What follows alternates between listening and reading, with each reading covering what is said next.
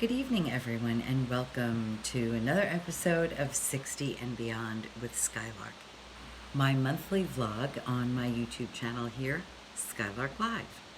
And if you haven't subscribed, please do. I always love getting new subscribers, and pass it on. This is a vlog where I talk about things that affect 60 and beyond. And they can be any number of topics, from caregiving, aging, body change, lifestyle shift, attitude shift. So many different topics. They're really endless. But tonight we're going to talk about attitudes of aging. So some of you know that I went back to school at the ripe age of 62 to finish my bachelor's. I'm loving it. I'm taking a lot of writing. My major is professional communications to help me present myself in a better way to get my degree. I want my bachelor's degree, and I'm almost there. So in the class that I'm currently taking, advanced writing and editing, and boy, have I been writing. Wow. So I recently submitted a literature review.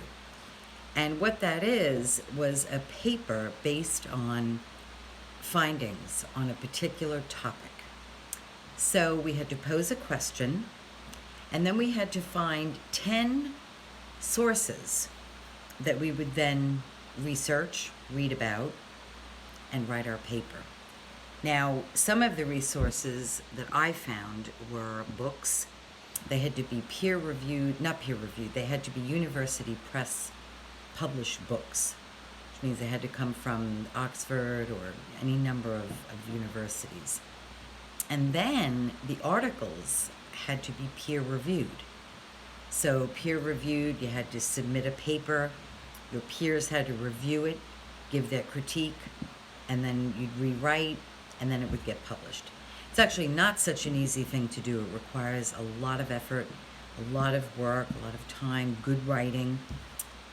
So I found 10 really good sources, and it was very eye-opening that there is a lot of research, probably more than ever, on aging, and in particular a demographic of 60 and over, because that really seems to be the beginning of real aging. There is not only a physiological shift, but there's a mental shift, a spiritual shift. There's so many things that change.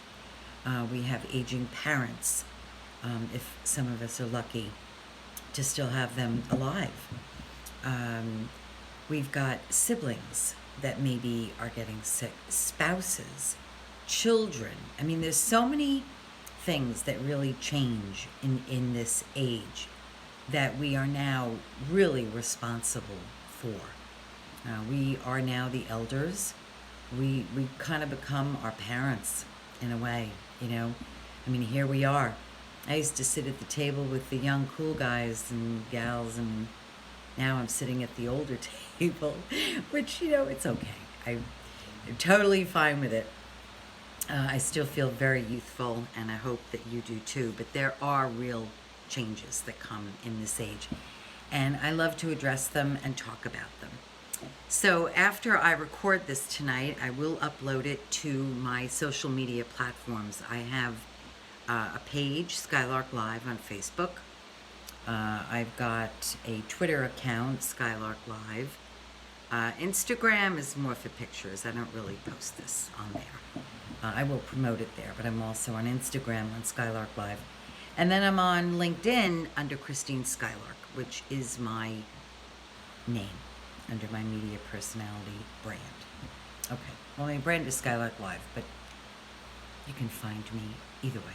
Okay, so let me read a little bit about what I found and the question that I posed before I wrote my literature review, which is then going to segue into, I want to talk about attitudes of aging. Okay. So the question I proposed was, what types of reading and writing are effective tools to facilitate vloggers and public speakers to motivate people 60 and beyond to thrive as they age? So let's first start with, what does thriving? Well, it doesn't mean necessarily you have to go out there and run a marathon or join a basketball team or, something that is really way over the top. But by thriving, I mean to continue to set goals, to maybe start something that you've put off for many, many years. Maybe you've always wanted to write a book. Um, that'd be a really great goal. Um, Maybe you wanted to take a course, like I did. You wanted to go back to school and you've just put it off. But so that's thriving in older age, just continuing to do the great things that you've always wanted to do. I'm sure a lot of you are doing it, but there are a lot of you that are not doing it. And it doesn't mean that you have to, but my vlog is designed to motivate you to keep going, try new things, be open-minded, live in the moment. I just want to touch on that for a minute, which I talk about a lot. It's really one of my main attitudes about aging. I would say I'm going to go back maybe 5 years ago, I really started to take that very seriously. So what does it mean to live in the moment? I was reading a lot of Deepak Chopra's material, listening a lot to Oprah Winfrey, Marianne Williamson. These are people that I love, Greg Braden. They all talk about living, and Eckhart Tolle, who wrote The Power of Now, which I read many years ago. I can't say how important that attitude is. Living in the now. There is no other time. It's a concept that really takes understanding. So get The Power of Now. Start with that book. It's an incredible, incredible book, Eckhart Tolle. Meditation is in the now. And when you practice living in the now, it becomes a great habit. I've said this before. It becomes an automatic response. And when you start to find yourself getting too far ahead of yourself, looking too forward, which creates anxiety, and looking back can create depression. Looking forward can create depression. Now more than ever, we are living in a time of extremes.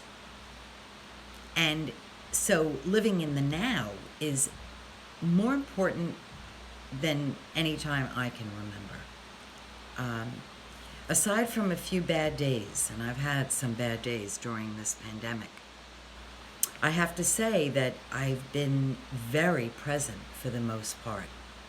And it has really helped me to stay upbeat, positive, moving forward, not feeling depressed, not feeling stuck, continuing to set goals. You may say, well, that's not living in the now if you're thinking about a goal. But yes, it is, because you have your eye on the prize, but you're living in the now every day to create that. Live in the now. Start reading good books about it. Start meditating. Meditation works. It works. It changes you. Yoga. These modalities, we've heard about these for many, many years. But now, they're kind of in the mainstream because they work. So a little bit each day. And live in the now moment. All right, so let me talk a little bit about, so I posed my question to you. I did my research. But what I found most interesting in my research that I did was attitude about aging surpasses the physical. Now think about that for a moment. Your attitude about where you're at, your aging process, the changes in your body. The attitude is what keeps you focused on the now, what you're dealing with, And your attitude about that is what can help you thrive into older age. And in book after book and journals that I read, this is what they talk about. Now, again, of course, we need to take care of our bodies, but our attitude about ourselves and that number, oh my gosh, I'm going to be 63. Okay, it's better than the alternative. I made it this far. How lucky. How lucky that I am, that you are, that you made it this far. Think of how many things could have happened to you. Think of how many things have happened to people, and they're no longer here. But you made it to now. To now. It's an incredible thing. So get rid of the number. It's irrelevant, really. All right, so we mentioned Eckhart Tolle's book. And, the other thing about living in the now also really enables you to be very resilient. So that no matter what comes about, what changes come. I mean, look at the time we're living in. I did a vlog on resilience. You can search through my playlist on my channel. I've got several playlists, and one of them is 60 and Beyond with Skylark. I also do a Friday night meditation for peace that I'll probably do a couple more weeks after the election, I think, until things settle down, because we're not sure what's going to happen with this election, right? I'll touch on that a little later for a moment. And even though we're living in the now, of course, we have our incredible memories. I mean, my goodness, those are part of the now, though. They're part of the now. Again, concept of now. Okay. So I'm going to touch on a couple of things. Do you feel that you will fade away into the abyss as you age? Or are you looking forward to continuing along the path of your life? The best is yet to come, right? In so many ways, that's still very true. So this kind of an attitude can make a really, really big difference in how your life unfolds. You can actually create your life by your thoughts. We've heard it. I'm not talking about anything new here. It's not a new concept. I'm simply sharing what I have adopted to practice. So our thoughts create our reality. They really do. What you think you become. So how you approach your aging, your attitude about it. Are you looking forward to it? Are you excited about it? Or are you dreading it? Are you living in fear of it? Only you know that answer, and only you can change that. Okay. So, in an attempt to answer my question, what types of writing and research are effective tools to facilitate vloggers and public speakers to motivate people 60 and beyond to thrive as they age? So, again, my research revealed that it's a better attitude. So we really have to shift. If you stop and you think about, am I happy where I am? Am I happy in my relationship? Am I happy in my marriage? Am I happy in my job? Am I happy with my family relationships? My friends? My coworkers? Taking a check. Because as you're going into this aging in your life, you want your relationships to be strong. Maybe some you want to let go of. But the ones that are near and dear to you, just like a plant needs water, your relationships of all kinds need nurturing. And your attitudes about those relationships and taking them into your older age. I mean, I'm sure some of you have friends like I do for 30, 40 years, maybe longer. I have a couple of friends 50 from childhood. How cool is that? But it takes nurturing of those relationships. And even as those relationships change as we age, our attitudes about them change too. So are we going to think positively about them, negatively? Are we going to let them go? Are we going to keep them? These are all, decisions that we have to make along the way. So older Americans are living longer than ever before and finding purpose. This is another really important thing I want to touch on. Finding purpose in older age is key.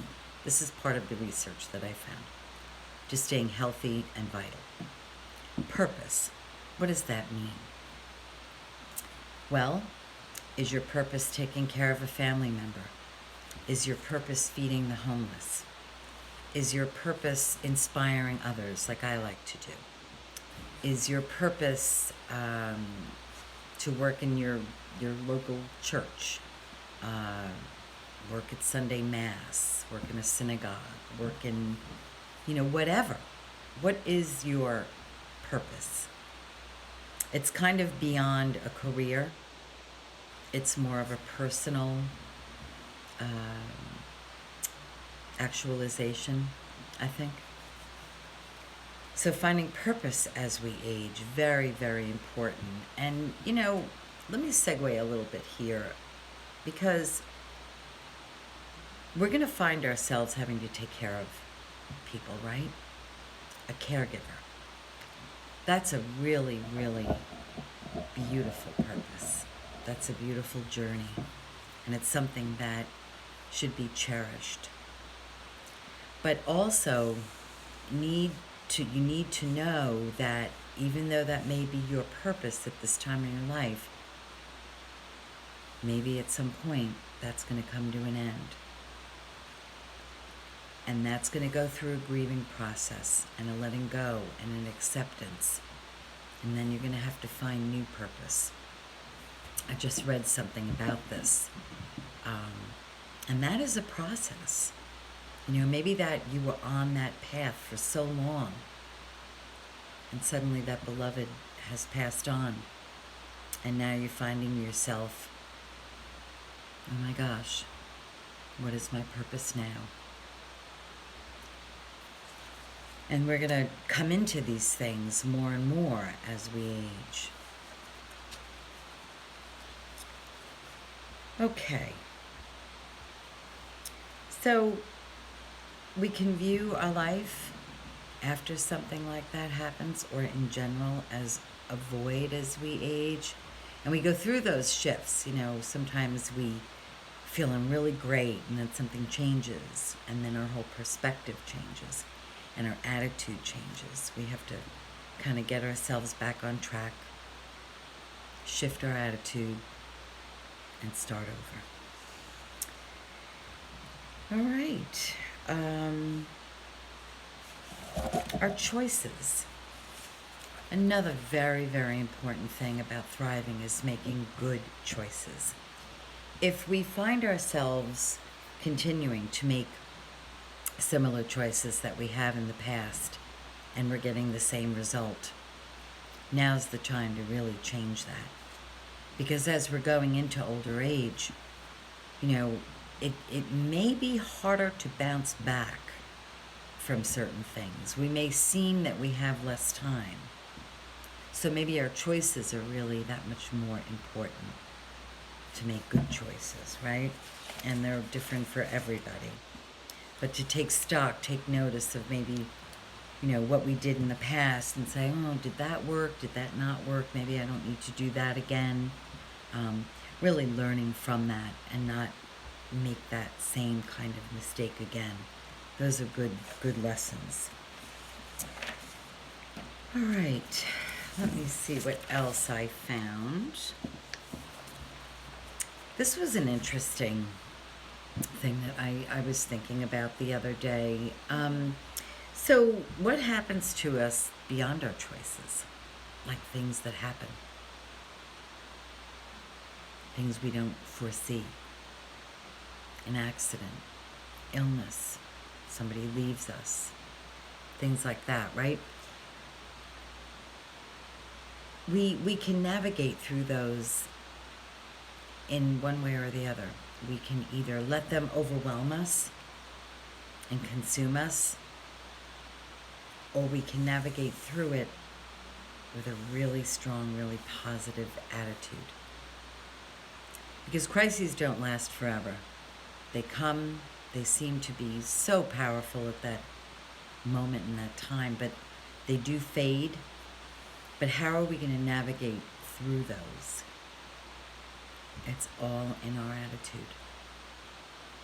I've known a lot of personal loss in my family. And, some of us have lost siblings. Others still have never lost a sibling. Some still have their parents. A lot of us don't have our parents. How did you navigate through those losses? It's all up to us how we navigate through them. We can't change anybody's life. We can't live anybody's life for them. We actually have very little influence on anybody else but ourselves. We can be loving, we can be kind, we can be genuine, we can be there, but we do not have the power to change anybody. We really don't. So your attitude, and again, as we age, it's so important to have that resilience, and having a really good attitude helps with resilience. Okay.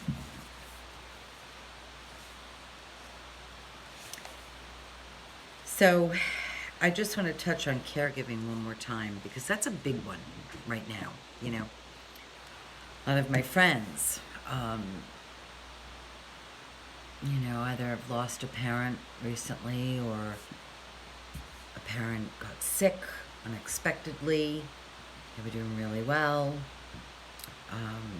Older people, unfortunately, can fall, and a lot of injury happens that way. So be sure to really take good care of yourself if you're taking care of someone else. Go out for a walk. Take that break. Maybe take a hot bath. Maybe listen to great music. Maybe go look at your garden. That is actually, my garden's starting to wane and die off. But even in that, there's so much beauty. I love the rustic look and feel of a garden that is waning. It's actually still very beautiful, especially the hydrangeas. They turn different colors. Some of the roses are still blooming. So, if you are taking care of a family member, take your breaks. Take your breaks. Know when to say no. Know when to say, you know what, I think I'll visit that tomorrow. Or if somebody wants you to come see them and you can't, you could say, I'll come see you tomorrow. I'll stop on my way home from work. Be sure that you really take good care of yourself, because your attitude about you is really, really important. They need you, right? So you have to take care of you too. So, okay. Remember that our attitudes about aging are the number one that can help us thrive into older age. Even if we're really sick, even if we become disabled, God forbid. Our attitude. That's what we have to keep number one. Of all the things that I read, that was the number one to thrive and live well as we age. So the election tomorrow. A lot of you have already voted. I have not. I like to vote on election day. Now this is the time. This is really appropriate. May the best man win. I'd like to think that we can respect each other's choices. It doesn't seem that we really have, with all the divisiveness and commotion going on, but it'd be really nice if we just respected each other's choice, because there is no right or wrong. It's a person's personal choice. So let's respect that, and let's support whoever wins. We have to. We have to come together and really just, I'm guilty. I've posted a couple of things. I won't do it anymore. No more. I want to be kind and loving and supportive and calm. I don't want to get myself riled up. No reason to. Because we live in the greatest nation in the world, and we will survive and we will thrive. We will thrive. Absolutely. I have a very, very positive attitude about this country. I love this country. I'm a patriot. I love America. I feel so blessed and so lucky to live in this country. COVID. We're rising again. Take it seriously. Wear your mask. Don't go anywhere. You're not missing anything. Make your home your temple, your sanctuary. So many great things to do at home now. And God bless everybody who either had it, has it, lost someone to it,